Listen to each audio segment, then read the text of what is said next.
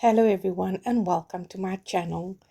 Today I'm working on another large canvas. I'm going to do a staggered crisscross swipe for you again in some beautiful colors. I've chosen a new palette today. I'm going with more earthy tones in this piece, so I may use all of the colors. I may leave one or two out. I don't really know what I'm going to do yet, but I've set aside some deep orange. I've got a bronze, then a metallic olive. I've also done a yellow ochre, sorry, then a deep blue, a Wedgewood, a cloud, a white, and I've also got some black. So as I said, I'm working on a large canvas. It's a 50 by 100 centimeter or 20 by 40 inches. I'm going to be doing a staggered swipe. Different sizes of plastic book cover makes up my swiping tools. I love using it because it can be cut to sizes that I want. It's flexible, it's light, and it's washable, so I reuse it all the time. My base color will be white today. I've mixed up some white acrylic paint, mixed it with my pouring medium, which is just a glue and a water mix. I use a Koki brand of glue. It's a local white craft glue, and I mix that with some water in the ratio 80% glue to 20% water. And I'm just flooding the canvas. I put a very thin layer of the white base color on the canvas, just enough to create a wet surface for the colors to slide over when you swipe it with your swiping tool. So I'm torching the air bubbles. The mixing of the paint and the shaking of the containers has caused air bubbles, and you need to pop that before you start. So I'm laying down the cloud white, or it's a gray. It's a very, very light gray color, and I'm going to be swiping. I'm swiping large square shapes at this point because I want that gray to come, to show up as a background color within the painting, to peek behind the colors almost. So that's the idea in my head, and that's why I'm laying down the gray first. It's all acrylic paint. My ratio is 1 part paint, 2 parts pouring medium, and a half a part of water. So I'm adding a little bit more gray. As you go along and as you add your colors, you're also looking at your composition all the time. Keep your eyes on your composition. Check for the balance of color in your painting, and continue to fill up your piece with the colors that you want to either show up more, cover those that you want to see less of. So it's all about balance and composition. The color that I'm laying down now is the deep bronze. I did add a little bit of copper to the bronze because I wanted a much deeper shade than the bronze that I did have. I had a very light metallic bronze, and so I added the copper.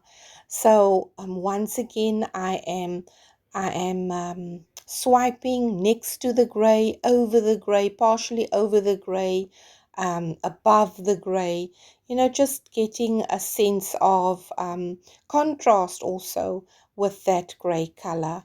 And I think the bronze really does it for me. So now I'm just adding 2 dots of the navy blue, and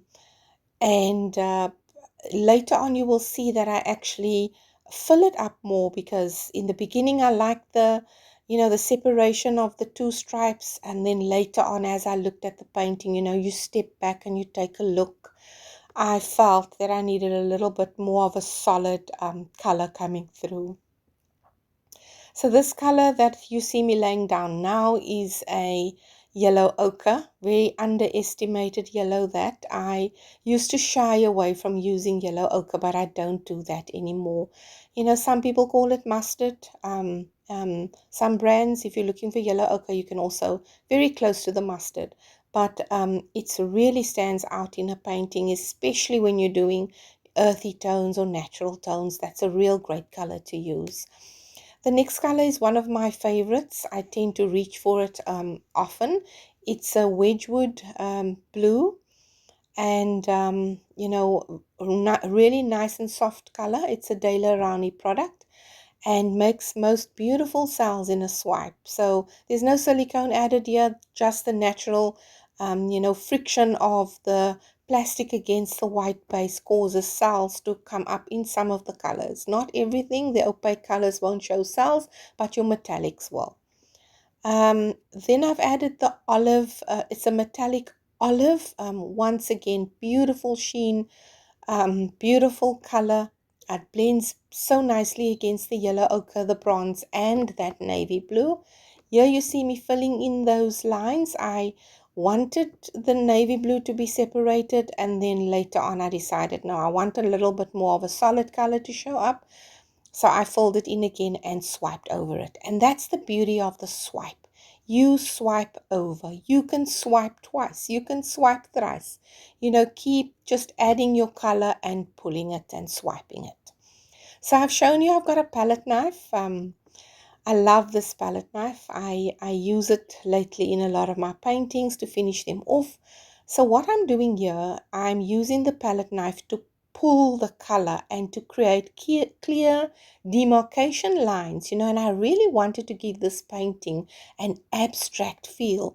So I'm pulling some of the color into another color, next to it, above it, below it. So I'm almost pushing color from one side into another, or pulling the color from one part into the color next to it, or above it, or below it.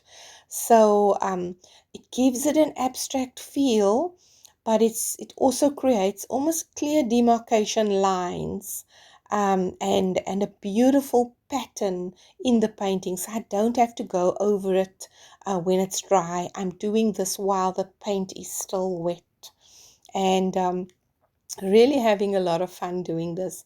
So if you're doing staggered swipes, create interest in your painting by pushing and pulling color with your palette knife. So I'm going to be giving you a close-up of the painting quite shortly, and then you can see how that palette knife has created some interest within the painting and really given it an abstract feel. So you can swipe as much colors, as many colors as you want to. Create your own design with a staggered swipe. Every painting is going to look and feel differently and evoke different emotions and feelings when you look at it. I'm very happy that I've gone and I've left out the orange. I just wanted the painting to look nice and classic and earthy, and I think I've achieved that with this painting. So the close-up here shows you exactly the demarcation and the interest that the palette knife creates within the painting. I'm very happy that that gray and the background white is still showing through and alongside some of the colors, so that hasn't been completely covered with the color. The Wedgewood has created some beautiful cells naturally all on its own, as well as the metallic bronze. So remember, the bronze has got a little bit of copper in it as well, so it's very deep. This canvas takes about a day to dry because the paint is very, very thin. There's not a lot of paint on this canvas. So there's your full close-up view. Thank you for watching, everyone. See you on the next one.